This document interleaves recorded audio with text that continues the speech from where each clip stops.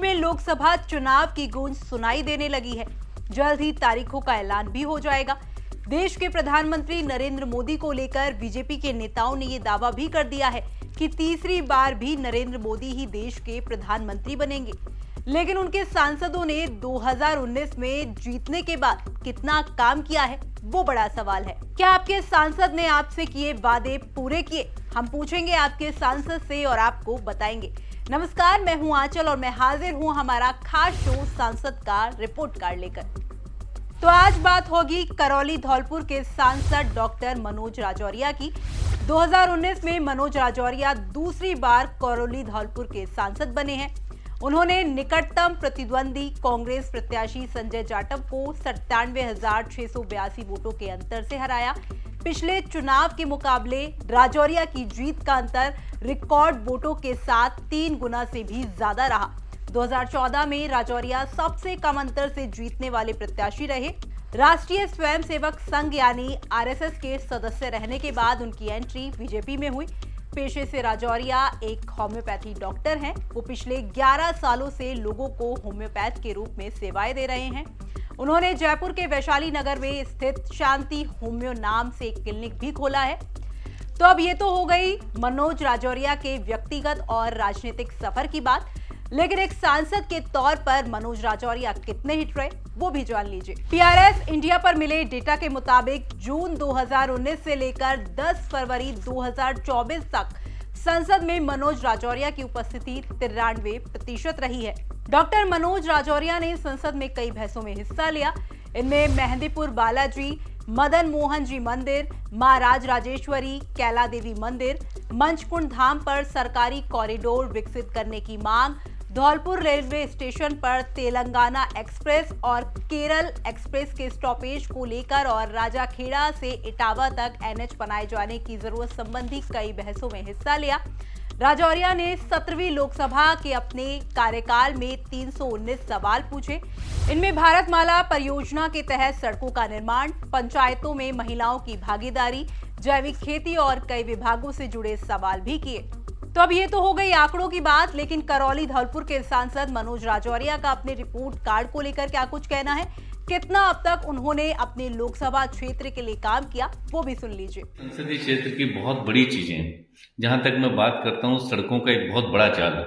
चाहे धौलपुर करौली गंगापुर तक आपका नेशनल हाईवे का काम हो, चाहे धौलपुर से बयाना और ये रूपबास होते हुए भरतपुर तक का नेशनल हाईवे का काम हो, और गांव-गांव के अंदर प्रधानमंत्री ग्रामीण सड़कों के माध्यम से या जिस तरीके से बड़े बड़े पुल बने, मंडरायल के अंदर हमने करौली के अंदर चंबल पुल बनाया, बाड़ी के अंदर सेवरपाली का जो काम होगा, तो ऐसे अनेकों नेशनल हाईवे जो गांव तक सड़कों का बनाने का एक बड़ा जाल मोदी जी के नेतृत्व में मैंने मेरे संसदीय क्षेत्र में किया।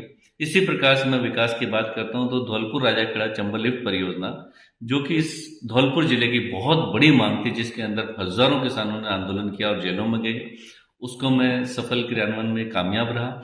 इसी प्रकार से धौलपुर के अंदर बहुत बड़ा तोहफा मोदी जी से लाने में सफल रहा कि धौलपुर के अंदर एसएमएस मेडिकल कॉलेज के बाद में राजस्थान का सबसे बड़ा मेडिकल कॉलेज और अस्पताल बनाने में और जनता की सेवा में समर्पित करने में मैं कामयाब रहा, और आज वहाँ मेडिकल बैच बड़ी कुशलता पूर्वक चल रहे हैं। इसी प्रकार से धौलपुर के अंदर केंद्रीय विद्यालय लाने में मैं सफल रहा, और अभी अभी प्रधानमंत्री जी ने मुझे करौली के हिंडौन में भी केंद्रीय विद्यालय दिया है। तो ऐसे ही रहा, धौलपुर के अंदर मैनेजमेंट होटल का और मैनेजमेंट का कॉलेज लाने में हम सफल रहे। तो शिक्षा के क्षेत्र में, उच्च शिक्षा के क्षेत्र में बड़े बड़े आयाम यहाँ स्थापित किए हैं। और मैं सोचता हूँ कि धौलपुर और करौली की एक बहुत बड़ी मांग थी, धौलपुर सरमथुरा करौली गंगापुर जो छोटी रेल लाइन थी, इसको बड़ी में परिवर्तन करना। प्रधानमंत्री जी के आशीर्वाद से ये काम बहुत तेज गति से चल रहा है, और आने वाले समय में जनता को ये बहुत ही आने वाले समय में पूर्ण होकर जनता को सेवा में काम आएगा। तो चाहे रेल नई लाइन आने का हो या धौलपुर के अंदर तीसरी रेल लाइन बिछाने का हो। करौली की बात करता हूं तो मैं सौभाग्यशाली सांसद हूं कि मेरे संसदीय क्षेत्र के दोनों जिलों के अंदर मैं मेडिकल कॉलेज का आशीर्वाद लेने में सफल रहा और जनता की सेवा में समर्पित है। करौली के अंदर चंबल पे जो मंडरायल पुल का है, वो 75 साल की आज़ादी के बाद में बहुत बड़ा इतिहास होगा। करौली में रेल लाइन लाना बहुत बड़ा इतिहास होगा। तो दोनों जिलों के अंदर शिक्षा के क्षेत्र में हो, चिकित्सा के क्षेत्र में हो, रोड्स के क्षेत्र में हो, रेल लाइन के क्षेत्र में हो, और नई नई जो और भी उपलब्धियां हैं जैसे मैं कह सकता हूँ कि प्रधानमंत्री जी के आशीर्वाद से घर घर में जल जीवन मिशन के माध्यम से आज कोई शहर कोई गांव ऐसा नहीं है जहाँ की बड़ी पानी की जो टंकियों के माध्यम से नल के माध्यम से हम जल पहुँचाने में कामयाब हो रहे हैं। तो ये बहुत बड़ी उपलब्धियाँ हैं। और इवन कोरोना टाइम में हिंदुस्तान में जब लाखों लोग अपने जीवन से संकट कर रहे थे, तकलीफ में थे, मैं सौभाग्यशाली हूँ कि कोरोना काल में मेरे संसदीय क्षेत्र में जो कोविड मैनेजमेंट रहा वो ऐतिहासिक रहा, क्योंकि मैं प्रोफेशनल डॉक्टर हूँ। और कोविड की जब घटनाएं आने लगी उससे 2 महीने पहले हमने तैयारी शुरू कर दी थी और मेरे यहाँ ऑक्सीजन प्लांट और 1,000 के बेड के आईसीयू भी हमने तैयार करके बहुत कुशल मैनेजमेंट किया कि हमारे दोनों जिलों के अंदर करौली और धौलपुर में बहुत न्यूनतम कैजुअलिटी हुई। और न सिर्फ हम अपने संसदीय क्षेत्र के लोगों की सेवा कर पाए बल्कि आसपास के लोगों को भी हमारी मेडिकल टीम के साथ में हमने सेवाएं की।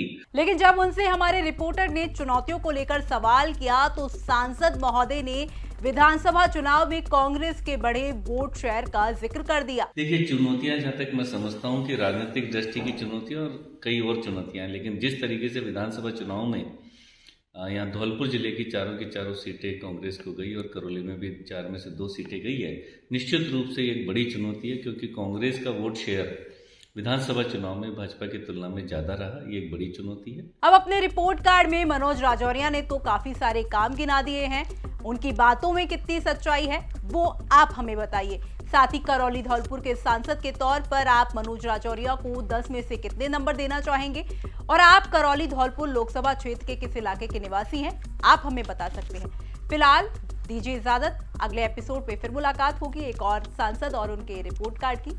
आप देखते रहिए राजस्थान तक। आपका बहुत बहुत शुक्रिया।